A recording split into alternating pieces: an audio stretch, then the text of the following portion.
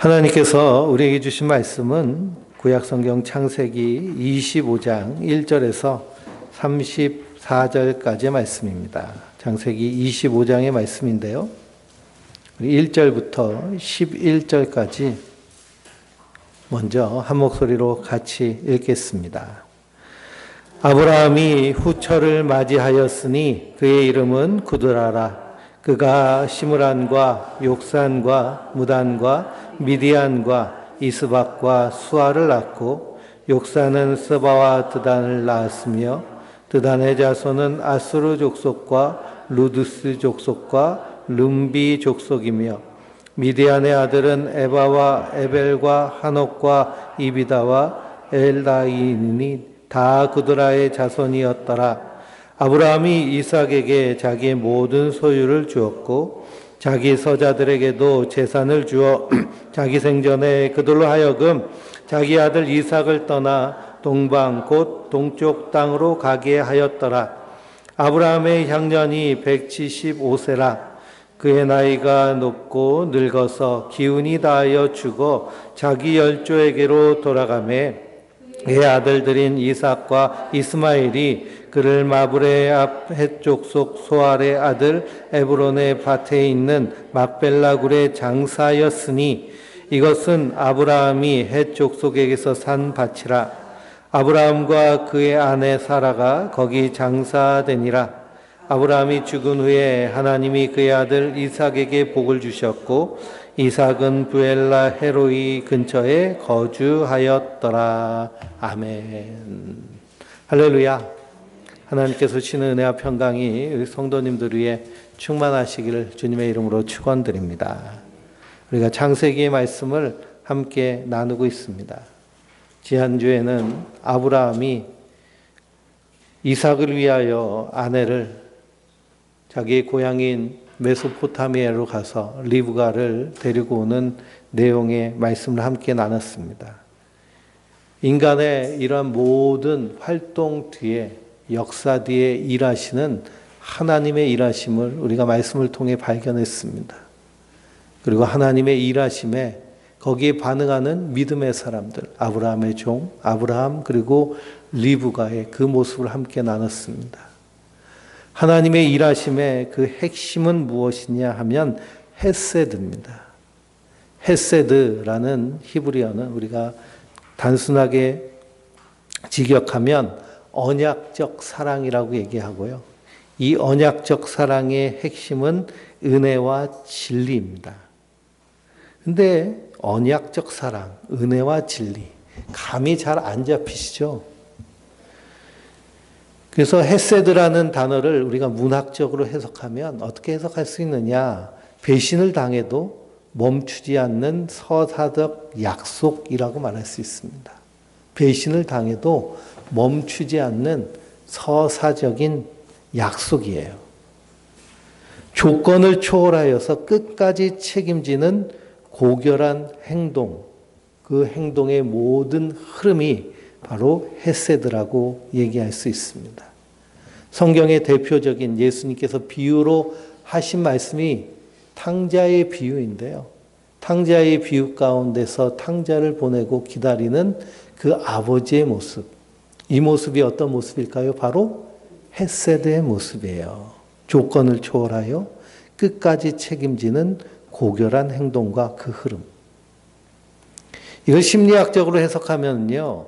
상처받은 자아를 재건하는 절대 안전 애착을 헤세드라고 얘기할 수 있습니다. 절대 안전 애착. 이 존 볼비라는 심리학자가요. 애착 이론을 만들어냈거든요. 만들어낸 게 아니라 발견한 거죠. 그래서 절대 안전 애착은 갓난아이가 엄마에 대해서 절대적으로 안정적으로 애착을 갖게 되면 그 아이는 아주 건강한 아이로, 구김살 없는 아이로 성장합니다. 구김살 없는 아이라는 아이 이론이 있는데요. 구김살이 없다는 것은 어디 가도 명랑하고 밝고 해맑고 누구와도 친밀한 관계를 맺고 친해지고 관계에서 또 자기 안에서 이런 풍성함과 충만함이 나오는 모습입니다. 그 근거는 사랑의 주체인 부모와 절대적인 안정적 애착을 누릴 때 그런 아이가 만들어지는 거죠. 근데 헤세드의 사랑이 거기에 가장 근원적인 모습입니다. 그래서 존재의 위기 속에서도 결코 철회되지 않는 타자의 현존, 하나님의 현존이 바로 헤세드예요. 그러니까 우리가 인생을 겪으면서 존재의 위기를 겪잖아요. 몸이 아프면, 혹은 실패하면, 배신당하면, 우린 수많은 존재의 위기를 겪는데요. 그 안에서도 하나님이 나와 함께 하신다는 결코 철회되지 않는 그 헤세드가 굳건하게 우리 안에 자리 잡혀 있으면, 그러면 우리 안에 이 절대 안전 애착이 생겨 있어서요, 인생이 흔들리지 않는다는 거예요. 바람이 불어서 가지는 흩날리지만 뿌리는 견고하게 박혀 있는 줄 믿습니다. 이걸 또 더 쉽게 말하면요, 내가 실망스러운 행동을 하더라도 너를 향한 나의 헌신과 연결은 끊어지지 않는다. 이게 헤세드예요. 그러니 아브라함이 실망스러운 행동을 엄청 많이 했잖아요. 이집트에 내려가서 또 바벨 블레셋에 내려가서. 그럼에도 불구하고 하나님은 아브라함을 향한 하나님의 헌신과 연결을 끊지 않으셨어요. 왜 그럴까요? 그 하나님은 헤세드의 하나님. 그 헤세드의 은혜가 아브라함과 그 아브라함의 온 가족 위에 흘러 넘치기 때문입니다. 이 확신을 경험한 인간은요, 이 확신을 경험하게 되면, 하나님은 헤세드의 하나님. 내가 어떤 모습으로 있을지라도, 어떤 행동을 할지라도 하나님은 나를 향한 헌신과 연결을 끊지 않으시는 하나님이시구나 라는 분명한 믿음을 경험한 인간은요, 자기의 방어 기제를 내려놓습니다.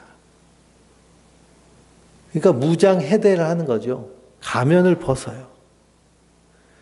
그래서 가짜 자아에서 벗어나서 치유가 시작됩니다. 회복이 시작돼요. 헤세드 안에 거해 있는 인간의 모습. 그래서 아브라함은 시간이 지나면 지날수록 더 풍성해지고 더 충만해지죠. 그래서 이 헤세드는 타인의 상처와 결핍을 나의 심리적 비용을 지불해 메워주는 회복 탄력성의 근원이 됩니다. 그러니 내가 이 하나님의 헤세드의 사랑을 충만히 받아 누리면 우리도 어떤 존재로 세워질까요? 이 헤세드의 사람으로 세워지는 거예요. 그래서 타인의 상처, 결핍이 있는 사람을 내가 마음을 써서 심리적 비용을 드린다는 건요, 마음을 쓰는 거예요. 마음을 써서 그 사람을 메워주고 회복시켜주는. 그래서 사도 바울은 교회는 모든 충만한 것들의 충만이라는 표현을 합니다. 그건 뭐냐 하면 교회는 이 세상의 깨진 틈을요, 메우는 충만케 하는 역할을 하는 것이 교회예요. 우리 그리스도인들이 그 역할을 할 수 있다는 겁니다. 무엇을 통해서요? 이 헤세드의 하나님을 충만히 우리가 누리는 그 삶을 통해서. 그래서 이 헤세드 안에 있을 때요, 무조건적 수용을 통해 우리 인간 내면에 파편화된 그 모든 우리의 자아를 재결합시키는 치유의 에너지가 흘러 넘치게 된다라고 얘기합니다. 그러니 아브라함의 모든 삶 가운데 헤세드 베헤메트, 언약적 사랑, 이 헤세드의 강이 흘러가고 있어요. 이 헤세드의 강이 오늘 말씀에도 한 무덤 위에서 또 한 여인의 태 안에서 그리고 한 그릇 안에서 언약이 흘러갑니다. 근데 한 무덤 안에서요, 두 가지 결과가 나오고, 한 뱃속 안에서 두 가지의 결과가 나오고, 한 그릇 안에서 두 가지 이야기가 나옵니다. 한 이야기는 헤세드의 그 언약을 유업으로 받는 이야기고요.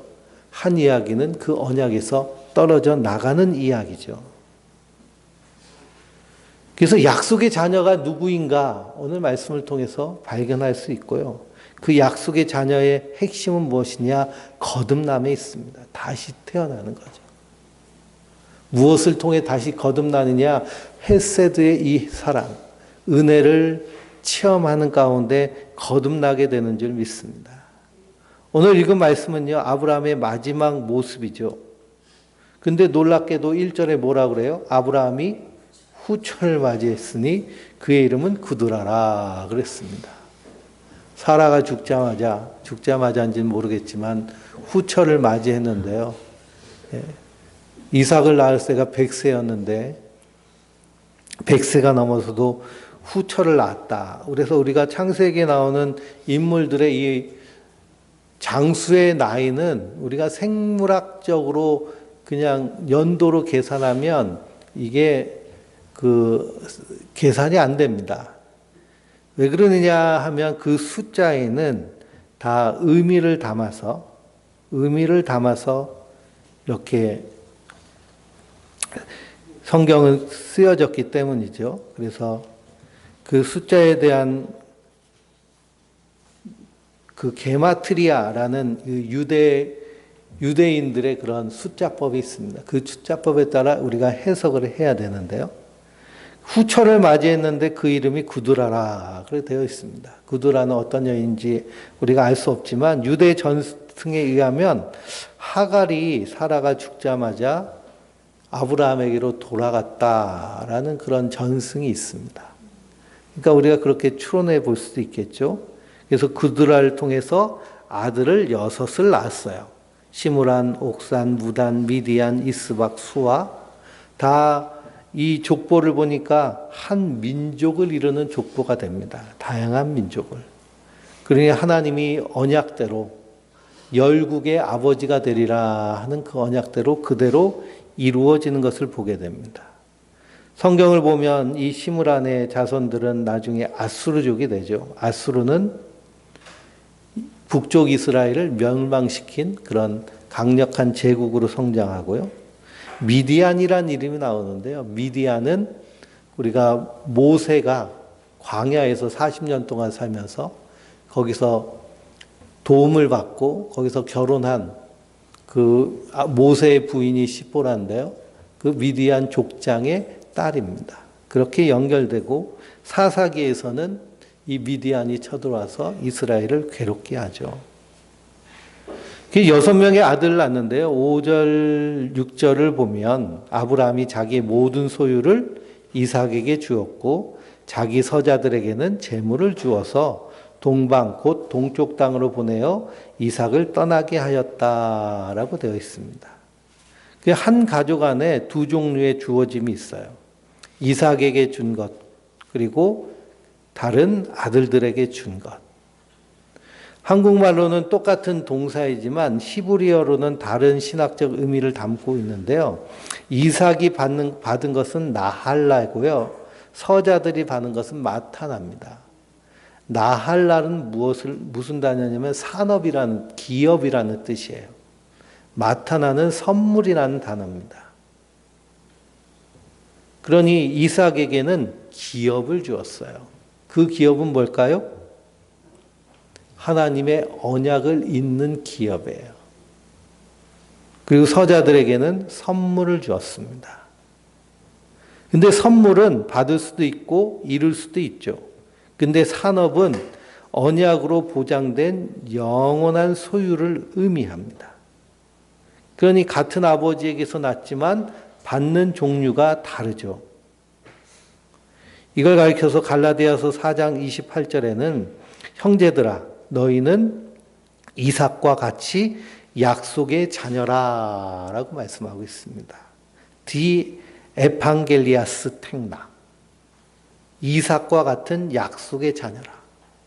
아브라함의 자손이라고 해서요, 자녀라고 해서 다 약속의 자녀가 아니라 누가? 이삭이 약속의 자녀인 것처럼 우리도 그러하다는 거예요. 그러니 하나님이 우리에게 주신 것은 마타나 선물일까요? 안 그러면 나할라 영구적인 산업일까요? 우리는 나할라를 받은 자들이에요.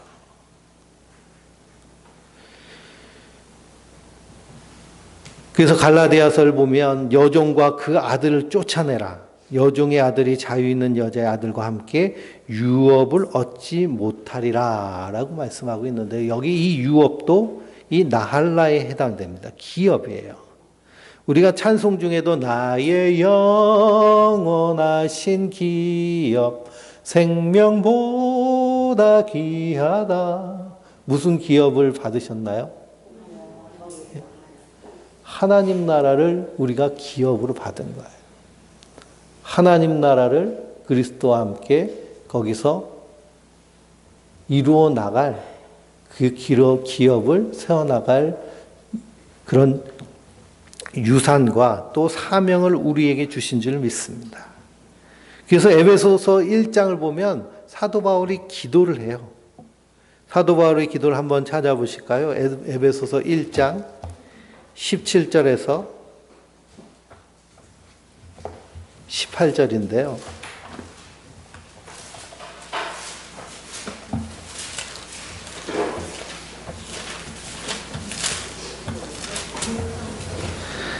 에베소서 1장 17절인데요.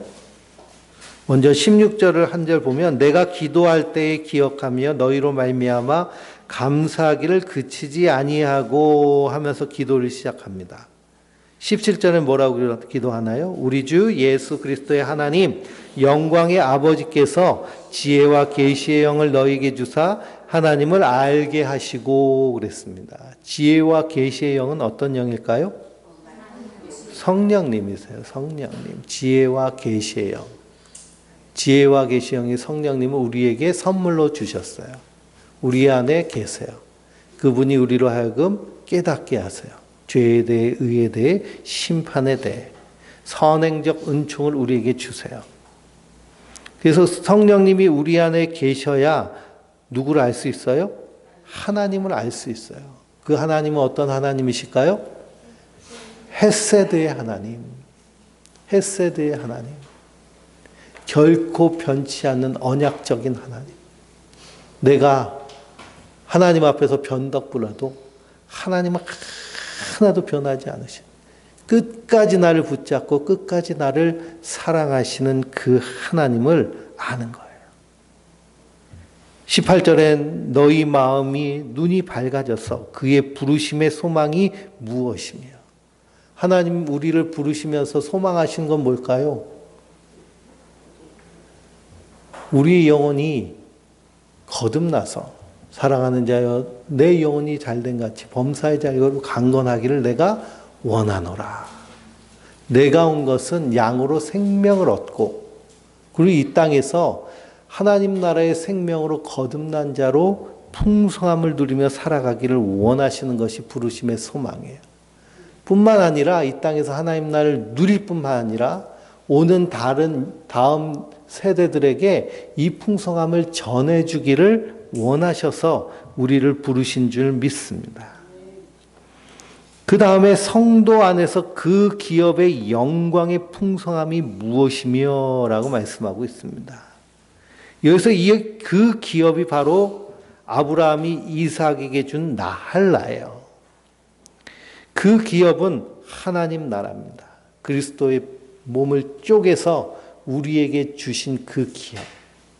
그리고 우리 그 기업을 받은 자로서 이 땅에서 그 기업을 세워나가며 영원한 하나님 나라에서 영원토록 하나님과 동행할 그 은혜와 특권을 우리에게 주신 줄 믿습니다.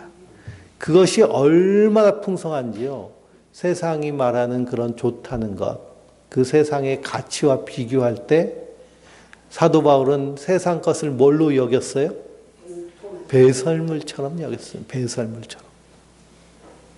제가 강아지 산책을 하러 가면요, 얘들이 꼭 한 번씩 쌉니다. 근데 요즘은 좀 똘똘해져가지고 보도블럭에는 안 싸고 나무 밑에다 딱 싸더라고요. 그럼 발로 툭 툭툭 차버리잖아요. 귀하다고 이거 손으로 탁 집어가지고 하지 않죠. 세상 것을 그렇게 배설물처럼 여겼다는 거예요.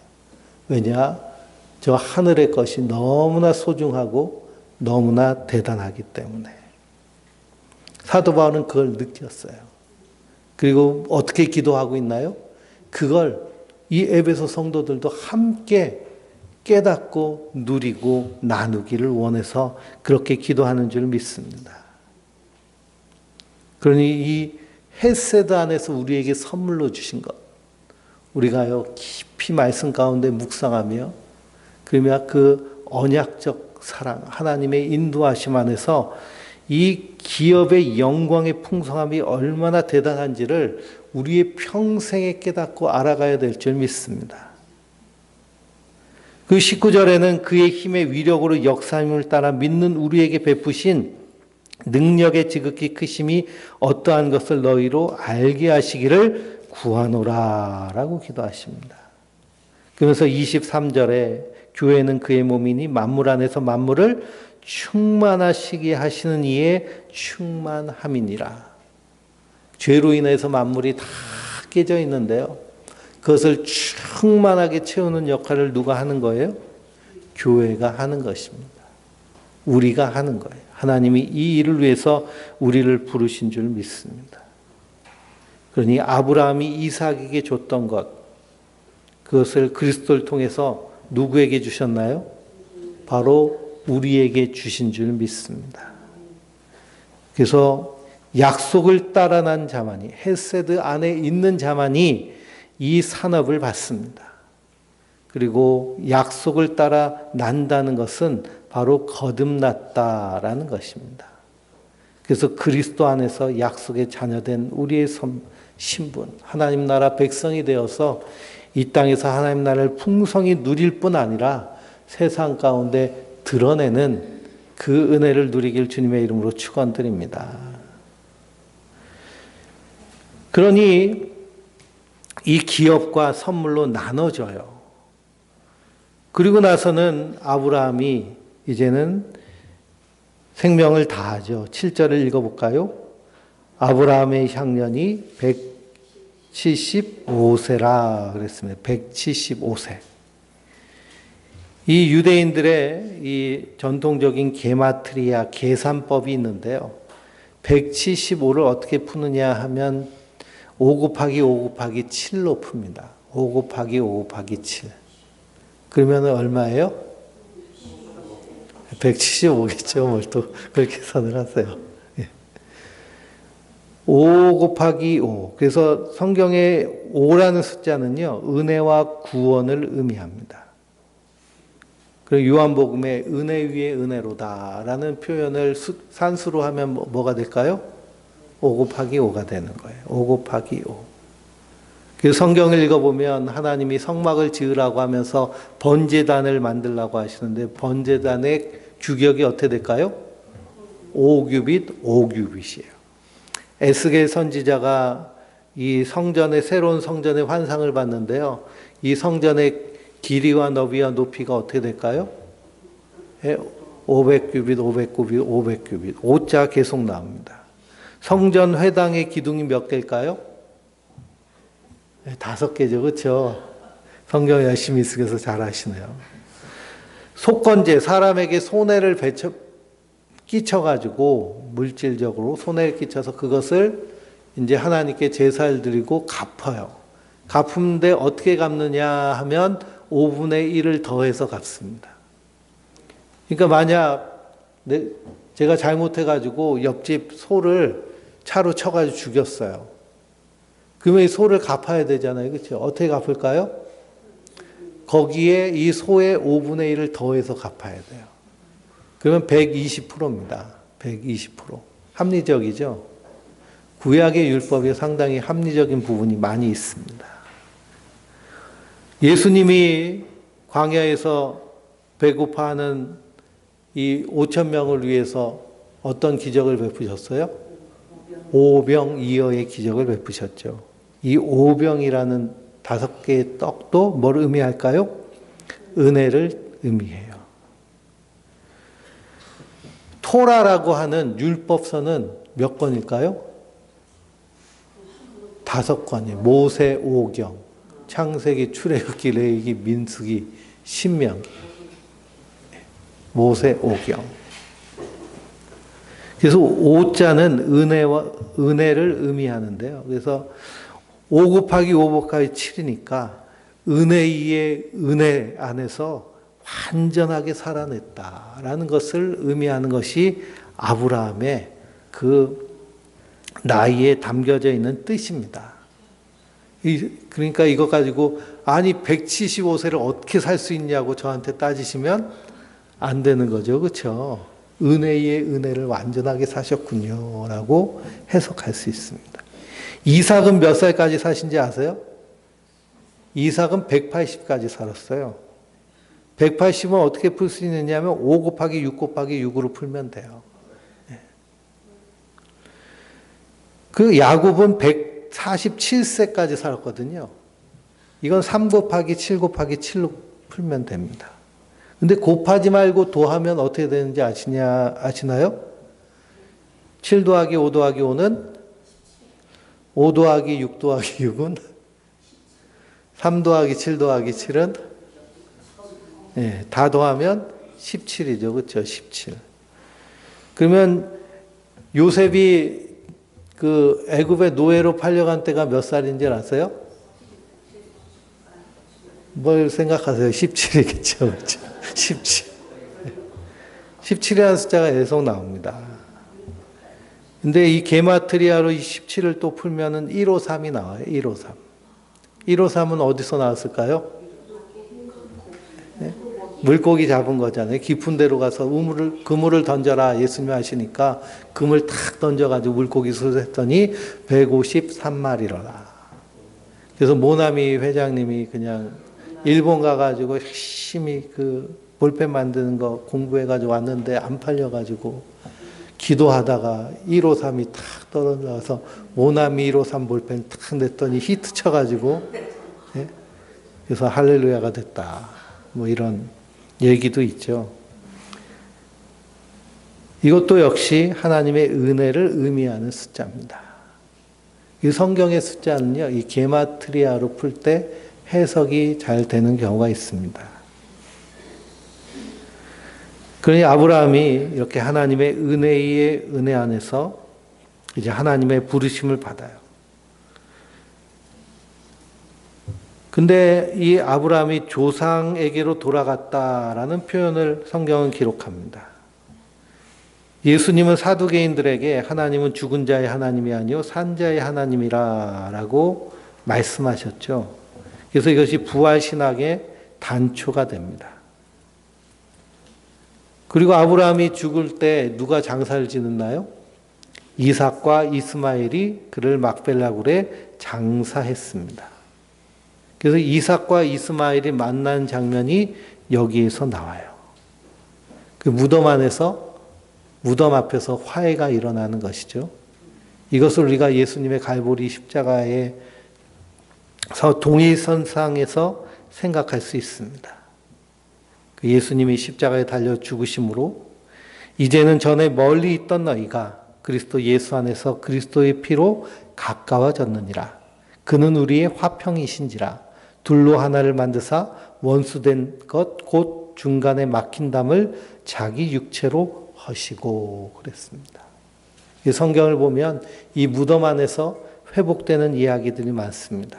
다 누구의 그림자일까요? 예수님의 그림자겠죠. 맥 아담스라는 심리학자는 리뎀 시퀀스라는 개념을 이렇게 얘기를 하는데요. 이게 뭐냐면 인생의 가장 무거운 상실의 자리가 종종 전환의 자리가 된다라고 이렇게 얘기합니다. 그러니까 누군가 사별한다거나 이별한다거나 실패한다거나 심하게 아픈다거나 중병에 걸린다거나 이것이 단순히 종결이 아니라 다음 페이지에 입구가 되는 패턴에 인간이 있다는 거예요. 그러면 다음 패턴으로 넘어갈 때 상처 입은 치유자라는 얘기를 들어보셨죠? 그 상처가 오히려 더 강력한 에너지가 됩니다. 텔로미어를 연구한 엘리자베스 블랙번 교수도 똑같은 스트레스 상황인데요. 오히려 더 건강하게 스트레스를 이겨나가는 그 스트레스에 도전을 하는 사람들이 있습니다. 한번 해보자 하는 거죠. 한번 해보자. 힘들고 어렵지만 한번 해보자. 그래서 인생의 파도가 몰려올 때 그 파도를 멈추게 할 수는 없죠. 그러면 어떻게 해야 될까요? 잘 타고 넘어가야죠. 그렇죠? 잘 타고 넘어가야 됩니다. 그래서 이 동해안에 막 바람이 불고 파도가 치면 엄청 파도가 무서워요. 근데 그 파도를 기다리는 사람들이 있죠. 어떤 사람들일까요? 서핑하는 사람들. 그래서 그 남태평양의 사모아 섬 주변이 세계에서 가장 파도가 센 곳이라고들 하는데요. 거기 파도는 막 10m가 넘고 뭐 20m가 되는 파도도 있다고 그래요. 근데 그 파도를 타기 위해서 가는 사람들이 있습니다. 우리는 파도를 두려워할 것이 아니라 파도를 타고 넘어가는 그 안에서 리뎀션 시퀀스를 우리가 한번 경험을 하는 거죠. 그게 가능한 이유는 뭘까요? 누가 나와 함께 계세요? 하나님이 나와 함께 계세요. 그 하나님은 어떤 하나님이세요? 헤세드의 하나님이세요. 하나님은 변덕이 없으세요. 내가 변덕 부려도, 내가 기웃뚱거려도, 내가 넘어져도 하나님 여전히 나를 붙잡고 계신 분이신 줄 믿습니다. 그래서 이 무덤에서 화해의 자리가 되고 그리고 각자의 곳으로 돌아가죠. 그때 이삭은 어디에 거했나요? 11절 말씀에 이삭은 부엘라 헤로이 근처에 거주하였더라. 부엘라 헤로이, 그것은 나를 살펴보시는 하나님이란 하나님의 우물이란 뜻이 있어요. 엘로이의 하나님.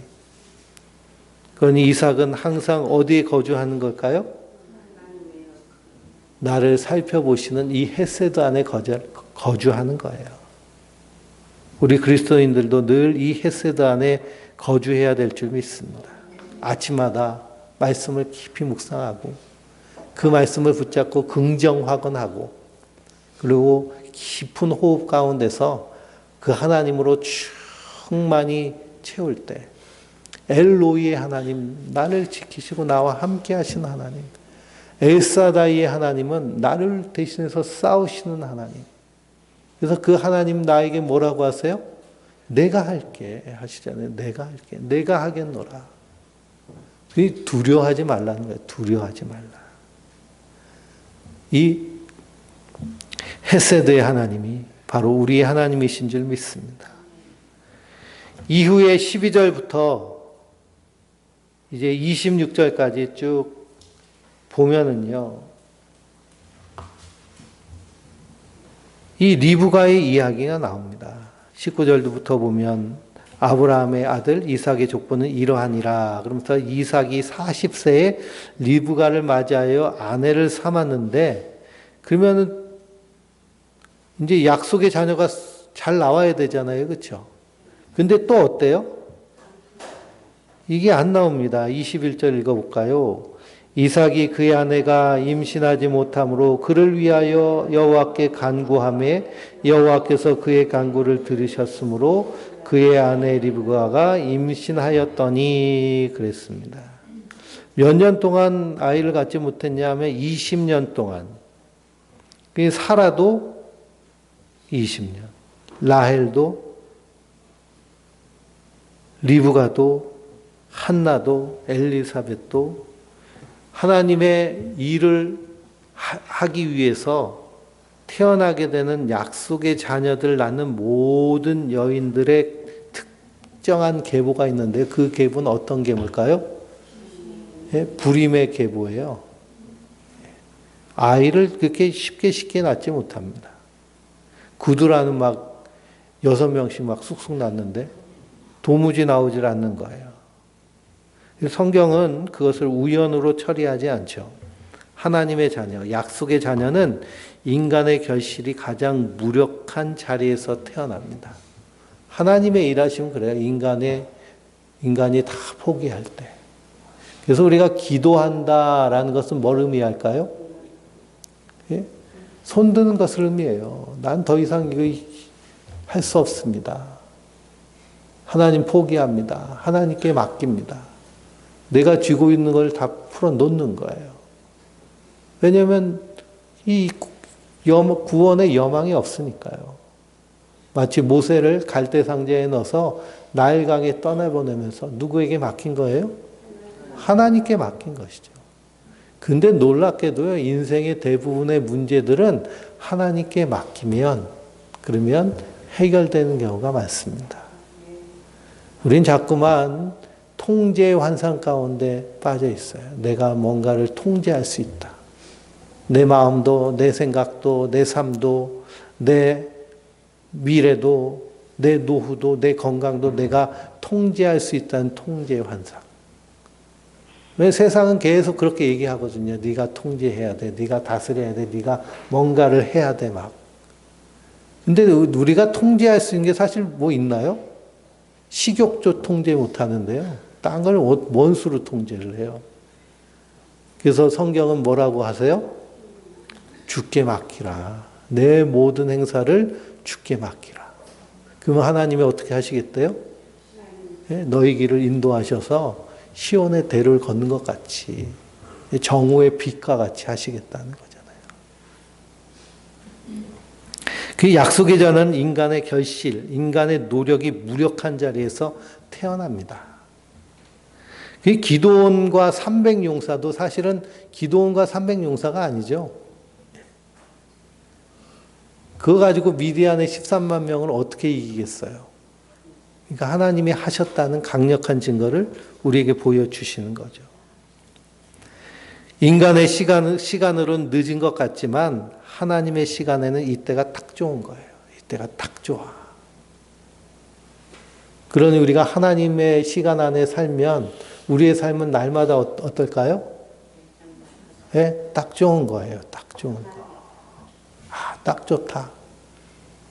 왜냐? 헤세드 안에 거하기 때문에. 주님께 다 맡겼기 때문에. 이 이삭이 간구하였다라고 했는데요. 헬라어로 옮기면 힘써 빌었다라는 의미가 되고요. 그러니까 20년 동안 그냥 늘 기도의 제목이 아기 달라는, 약속을 잊게 해달라는 기도입니다. 근데 하나님의 시간표 안에는 언제가 딱 좋은 거예요? 20년 지났을 때가 딱 좋은 거예요. 그래서 아이를 주셨는데 그 아이가 어때요? 쌍둥이에요, 쌍둥이. 근데 뱃속에서 싸웁니다. 서로 싸우는지라.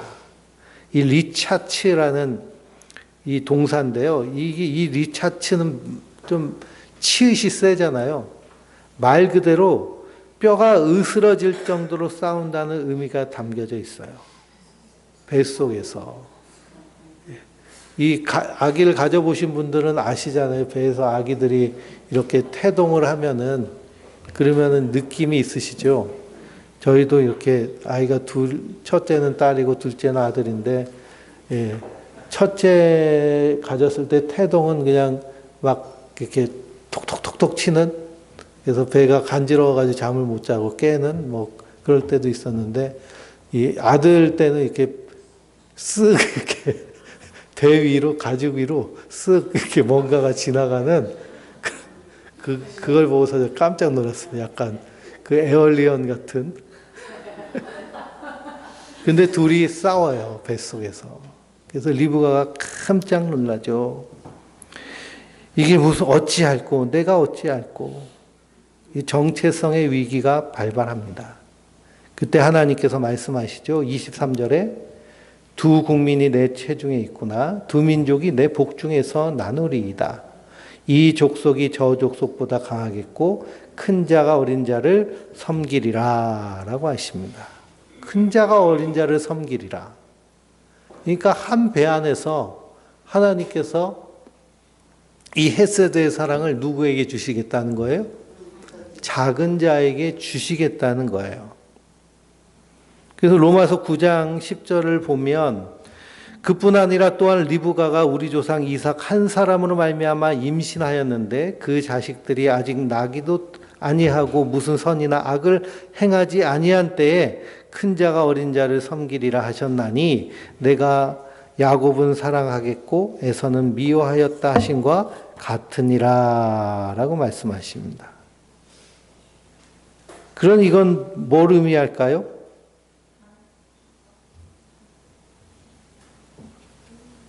하나님의 부르심, 택하심에는요, 무슨 선이나 악을 행하지 않은 때, 우리가 어떤 선이나 악을 행하기도 전에 이미 도착해 있다는 것입니다.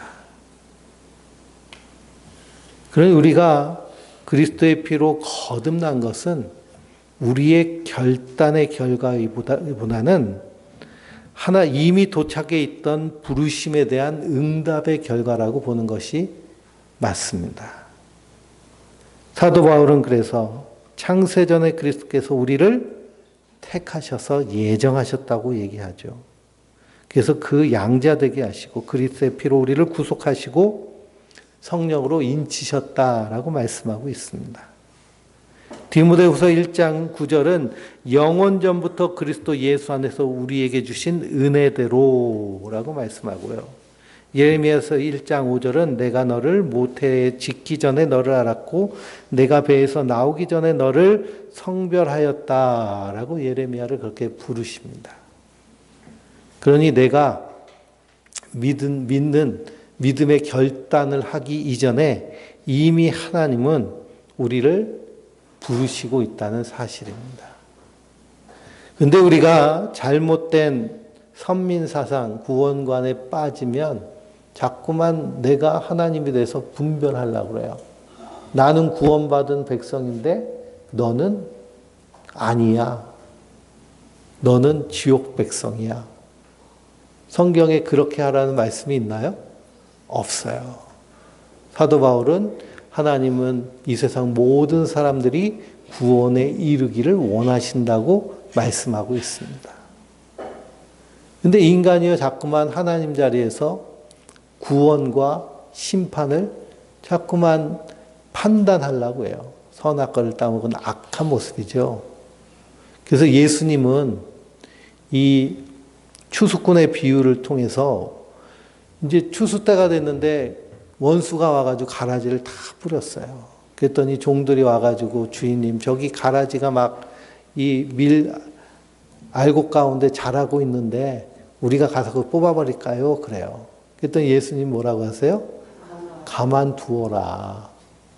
나중에 추수 때에 알곡은 곳간에 드리고 가라지는 불타는 불에 집어넣으면 된다. 그러니까 너희는 신경 쓰지 말고 너 자신한테만 신경 쓰라는 거예요. 우리 신앙생활은요, 우리 모든 삶이 성숙해지면 성숙해질수록 우리의 시선은 어디로 향해야 될까요? 우리 내면을 향해야 돼요, 내면. 우리 내면을 통해서 하나님을 만나고, 그리고 그 풍성하게 하나님을 만난 그 상태 안에서 우리 주변 이웃을 향해야 될 줄 믿습니다. 근데 내 내면도 제대로 보지 못하는 상태에서 주변만 보면 어떻게 될까요? 잘못된 시선을 가지고 서로 상처 주고 아프게 하기가 쉽습니다. 하나님의 헤세드의 사랑 안에서 내가 그 하나님의 사랑으로 풍성해질 때 그때 우리 안에서 회복이 일어나고 치유가 일어나고 그 치유의 힘으로 회복하게 되는 줄 믿습니다. 그러니 하나님께서 주권적으로 선택하신 거예요. 그러면 이 하나님을 악하다, 선하다 우리가 판단할 수 있을까요? 하나님은 사랑할 자를 사랑하고 미워할 자를 미워하겠다고 하셨는데요. 그런데 선악과를 따먹은 인간은 하나님까지도 판단하려고 합니다. 그러니까 그 판단 자체도 어떻게 해야 될까요? 내려놔야 될 줄 믿습니다. 그리고 우리는 사도 바울의 말씀처럼 하나님은 이 세상 모든 사람들을 구원하시기를 원하신 줄 믿고 우리 누구나 다 모든 사람들에게 하나님의 콜링, 부르심이 있다는 것을 믿고 어떻게 해야 될까요? 부지런히 복음을 전하고 그리고 이 하나님 나라의 삶을 살아내야 될 줄 믿습니다. 심리학자들이 암묵적 자기라는 개념을 얘기를 해요. 암묵적 자기란 무엇이냐면 우리가 의식적으로 선택하지 않은 또 다른 내가 내 안에 있다는 거예요. 유전이나 환경이나 양육을 통해서 만들어진 자기 외에 또 다른 높은 차원의 자기, 나라는 정체성. 그 정체성이 가장 잘 잡혀 있는 사람들이 누굴까요? 우리 그리스도인들이에요. 하나님의 부르심 안에 있기 때문에. 그 부르심의 헤세드 안에 있기 때문에 그 안에서 우리의 높은 이상적인 나의 정체성이 잡혀 있는 줄 믿습니다. 우린 그 차원 높은 우리의 이 슈퍼 에고라고 그러죠. 우리의 자아를 분석할 때 에고, 슈퍼 에고, 그리고 이드.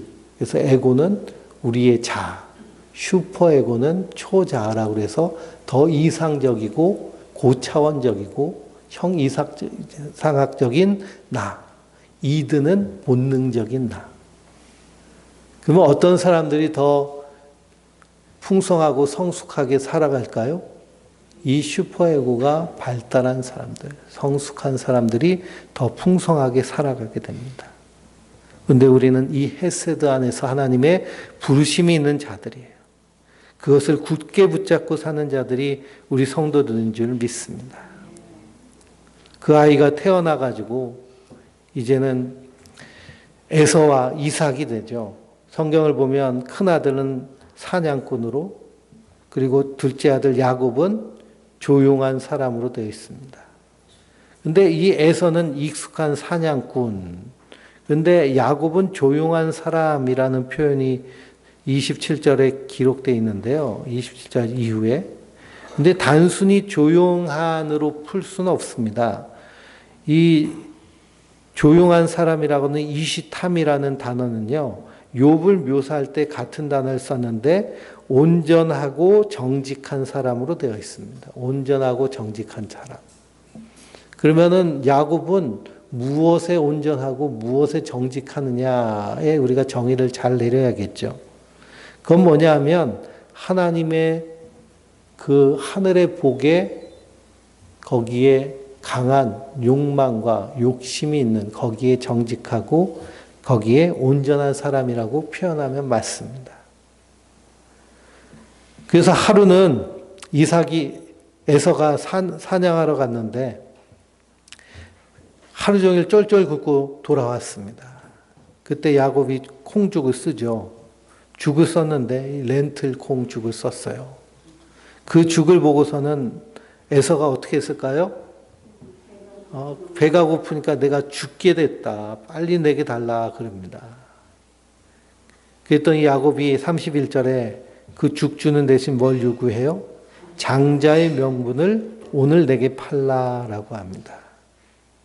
근데 32절에 보면 에서가 이르되 내가 죽게 되었으니 이 장자의 명분이 내게 무엇이 유익하리요? 라고 얘기합니다.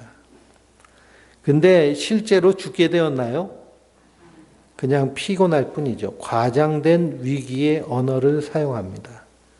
그리고서는 하나님이 약속하신 영원한 산업을 어떻게 해버려요? 팔아버리죠. 그래서 34절에 에서가 먹고 마시고 일어나 갔으니 그가 장자의 명분을 가볍게 여겼더라라고 되어 있습니다. 가볍게 여겼다는 이 히브리어 단어는 바자라는 단어인데요. 이건 그냥 가볍게 우리가 쉽게 생각한 정도가 아니라 경멸하거나 멸시했다라는 의미로 같이 쓰이기도 합니다. 그러니까 장자의 명분을 멸시한 거예요. 신약은 이 한 절을 무겁게 사용하는데요. 히브리서 12장 16절 17절에 한 그릇 음식을 위하여 장자의 명분을 판 에서와 같이 망령된 자가 없도록 살피라. 너희가 아는 바와 같이 그가 그 후에 축복을 이어받으려고 눈물을 흘리며 구하되 버림받아 회개할 기회를 얻지 못하였느니라 라고 말씀하고 있습니다. 그러니 에서는 이 하나님의 영원한 기업을 멸시한 것이죠. 그게 뭔지를 모르는 겁니다. 그래서 사도 바울이 에베소서에서 기도한 이유가 바로 그거예요. 그 기업의 풍성함을 알게 하사.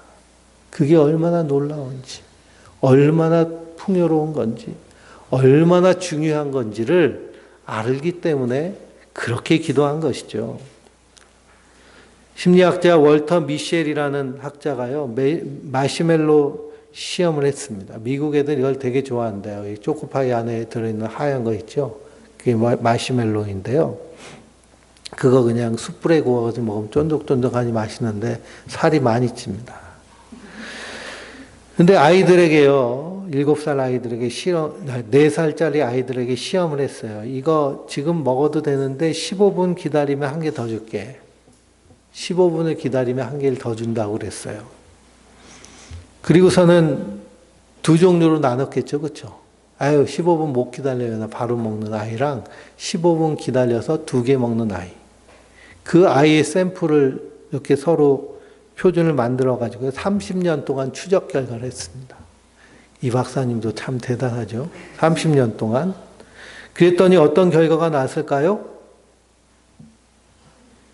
15분 기다린 아이들의 그 그룹에서요, 학업이라든지 사회, 건강 모든 지표에서 측정 가능한, 그러니까 완전히 차별화된 그런 우위를 보였습니다. 그래서 이것을 이제 경제학자는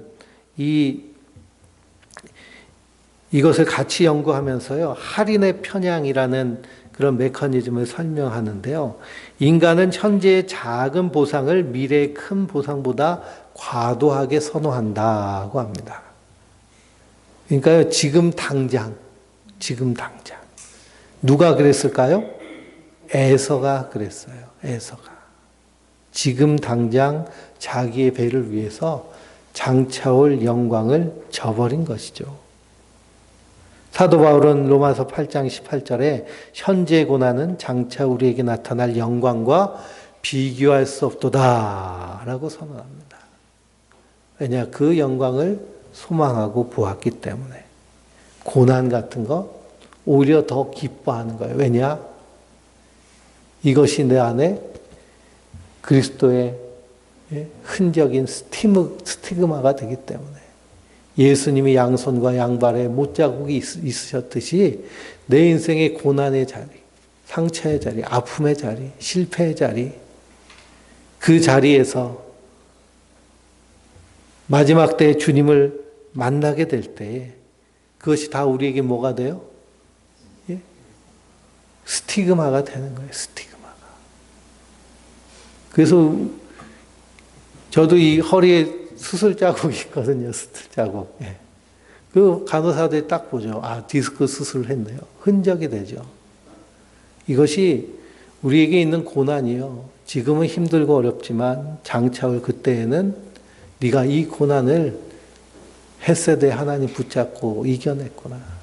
네가 이 고난 가운데서 낙심하지 않고 믿음으로 섰구나 라고 하는 우리의 스티그마가 되는 줄 믿습니다. 한 그릇 앞에서 정체가 드러났죠.